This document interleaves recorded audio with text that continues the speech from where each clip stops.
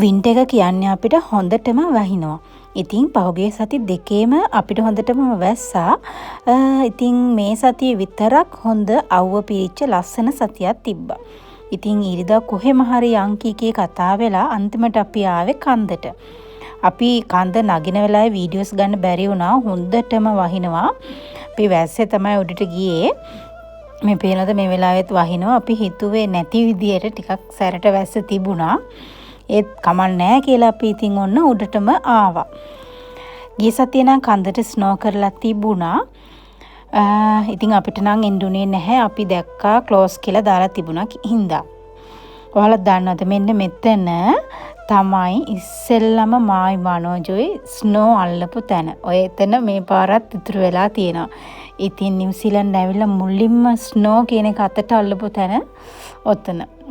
නිව්සීලන්ත වල අපි ඉන්න හරියට ස්නෝ කරන්නේ නැහැ.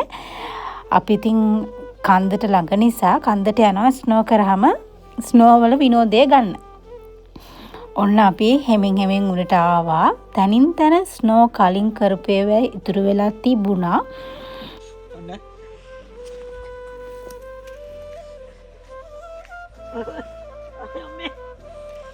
වදින කරට ඇඩිය අමාරුයි ගහනේ කාට මචං.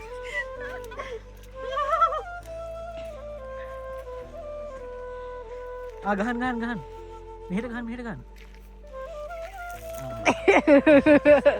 සුපෙම් නුවන් විමසාවිරැතිව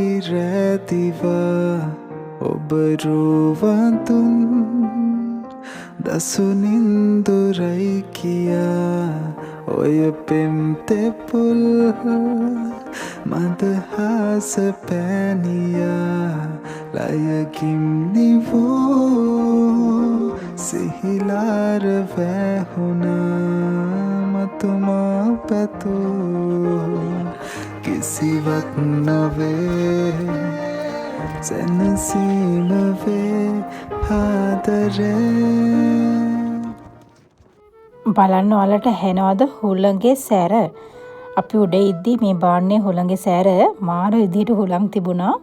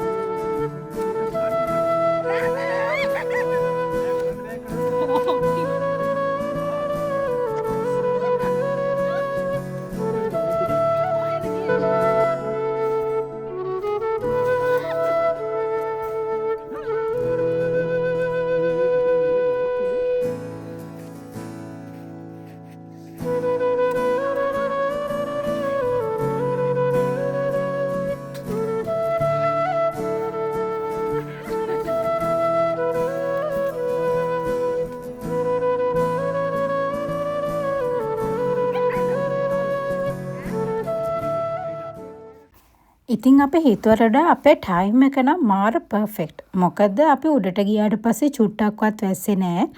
මුලින්ම හොඳට ඉර පායලා බලාකුළු ක්ලියර් වෙලා තිබ්බා. ඊළඟට අපි බහින වෙලාව වෙනකොට නම් චුට්ටක් මීදුම තිබුණා.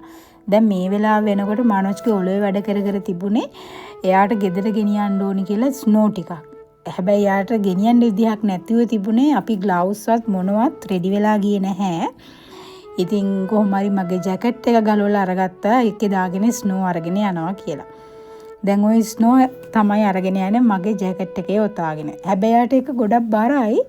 ඉතින් ගොඩක් වෙලා යාට ඒක ගෙනියන්න බැරි නිසා මං හිතන්නේ ආ තීරණය කරා කන්දෙන් පල්ලට ඒක අතාරිනවා කියලා. ඔය පේනවනේ ජැකට් එකෙන් වහගෙන අරගෙන යනවා. මනෝෂ්ට එයාගේ මේ වගේ වැඩවලට උදව් කරන යාළුවෝ ටිකකුත් මෙහි ඉන්න එක තමයි හොඳම වැඩේ. ඊතලයි දැන් කකුල් දෙක ඉන්න බෑ.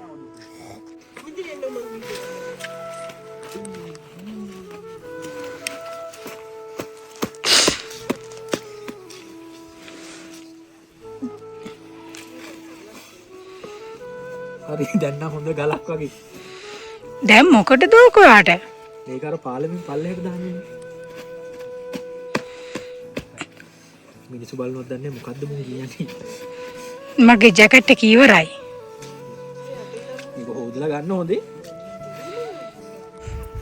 බොඩි ඔය තියන්නේ. මොකද උනේ කොන්නේ? ඔන්න අපි පහලට යන්න හදන්නේ ආයෙම. යන්න කලින් ලස්සන මීදුමකින් වැහුණා. ඇත්තටම මේ පරිසරේ මාර ලස්සනයි එදා එවලේ. බලන්න අපි මෙතන කලින් යනකොට හොඳටම වහිනවා. දැන් මේ යා අරගෙන ආපු ස්නෝ ටික අතාරින්න තමයි හදන්නේ. මං හිතුවේ කලින් පාර වගේ ගෙදරම ගෙයි කියලා. හැබැයි ගෙනාවේ නැහැ වෙලාවට මගින් අතාරින්න උනා. යාට ඒක බර වැඩි අරගෙන ඉන්න බෑ ඒ වෝක් එකේ. අරේ හරි හරි සමාධි දාලා ගත්තකටද මිනිස්සු හිනවා. හරි හරි 1 2 3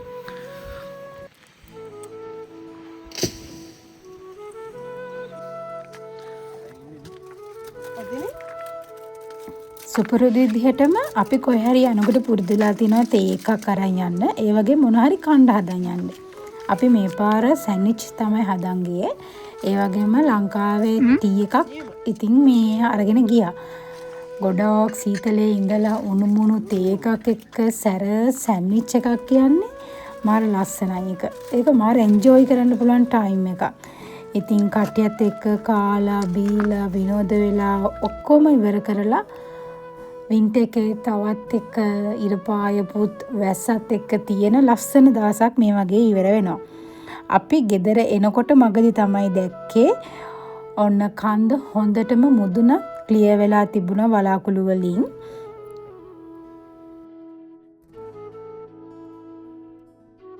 එහෙනම් ආයෙමත් ලස්සන වීඩියෝ එකකින් හම්බෙමු.